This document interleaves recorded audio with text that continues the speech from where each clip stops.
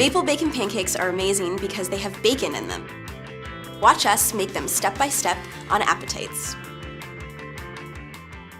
So you're gonna need 6 slices of bacon, baking soda, buttermilk, warm maple syrup, baking powder, all-purpose flour, sugar, butter, salt, and 2 eggs. So if you want to make a bunch of batches of pancakes, all you have to do is preheat the oven to 150 so you can keep all the pancakes warm while you're making the other batches.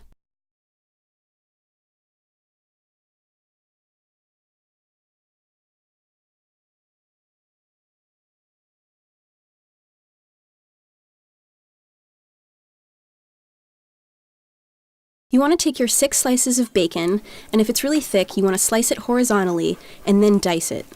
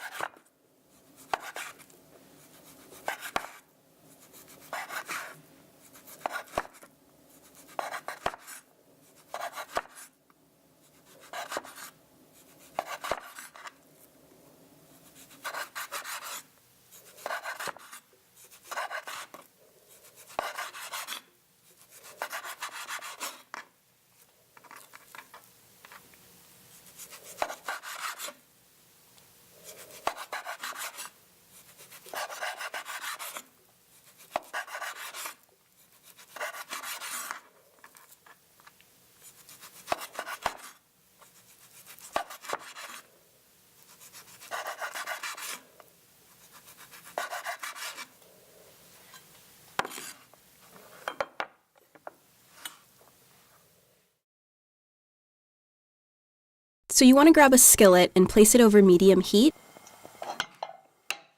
and add your bacon.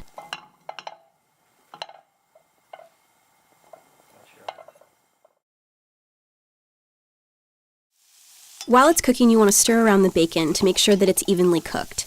This should take about 10 or 12 minutes.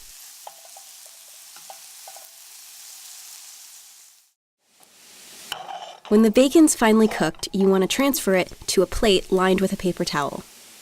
This will remove any excess fat from the bacon.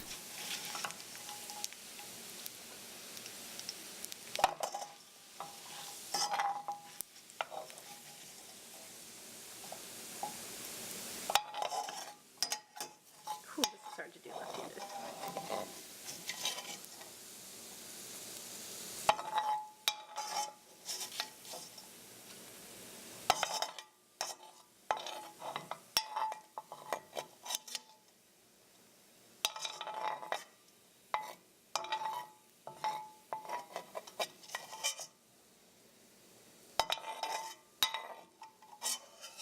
Can I go in with my right to clean it up just a little bit?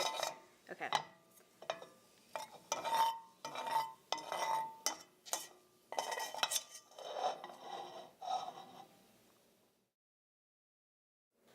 Now it's time to combine all of the dry ingredients. Measure out your 2 cups of flour and dump it in your mixing bowl.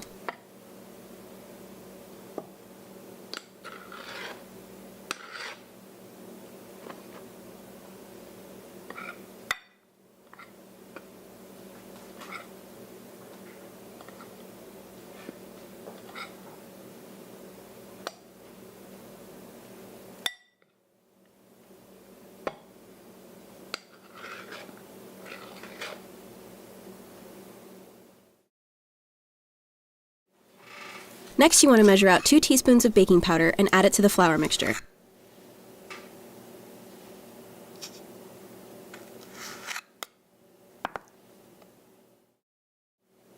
And then you want to measure out 2 teaspoons of baking soda and add that too.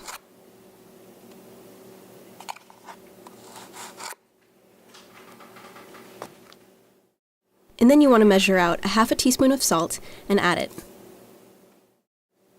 Then you want to measure out 2 teaspoons of sugar and add it to the flour mixture. And then you want to mix all the dry ingredients together using a whisk. In a separate bowl, add your eggs. In order to not contaminate your cutting board, you can discard the eggshells in a separate bowl or throw them in a trash.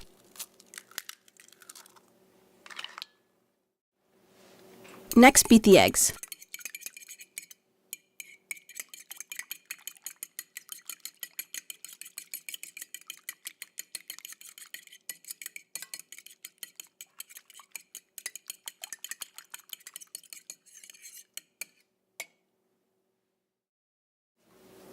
So when you've beaten the eggs a little bit, you want to add 2.5 cups of buttermilk.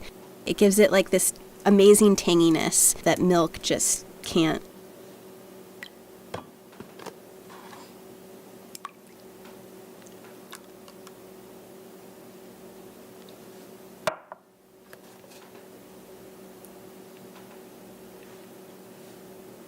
Buttermilk can kind of be really thick, so sometimes it's tough to see through the measuring cup. Okay, so next you want to whisk the buttermilk and eggs together, and you want to make sure they're thoroughly combined. That's it's important.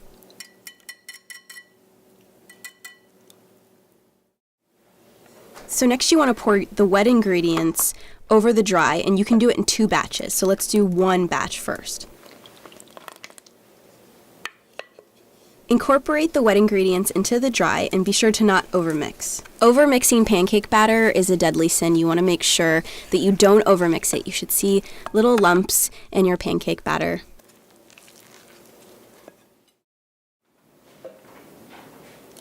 And then you want to add the second half of the wet ingredients to the dry and just maybe count to like 3 or 4 to kind of have it fully incorporated. You want it to be fully incorporated, you just want to make sure that there are still visible lumps in the batter. With pancake recipes, you always want to make sure that you're adding wet ingredients to dry.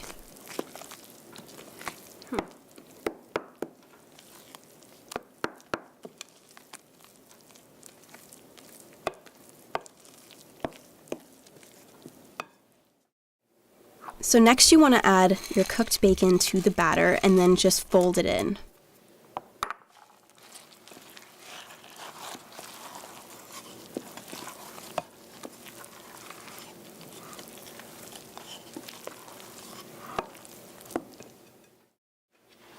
So next you want to heat up your griddle, or you can even use a cast iron skillet. Then you want to add 3/4 of a tablespoon of butter. And with a paper towel you want to wipe the butter down. Too much butter will actually fry your pancakes, it'll be more like a funnel cake rather than a pancake, which isn't terrible. Like, I don't actually see a problem with what you're describing. You want to pour the batter onto the griddle, and the easiest way to do that is using a 1/4 cup measure.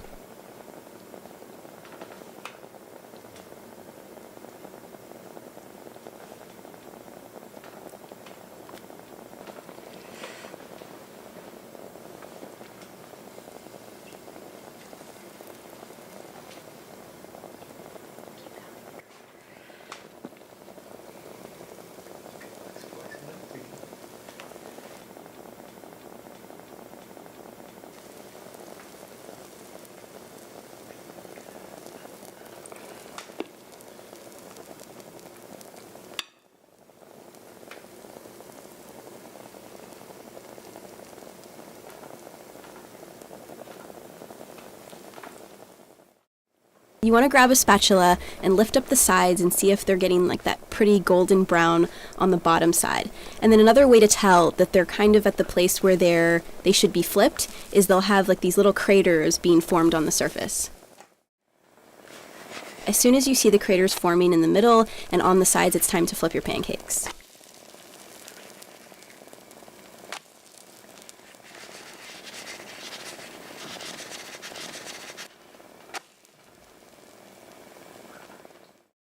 When the pancakes are fully cooked, using a spatula, transfer them to a plate.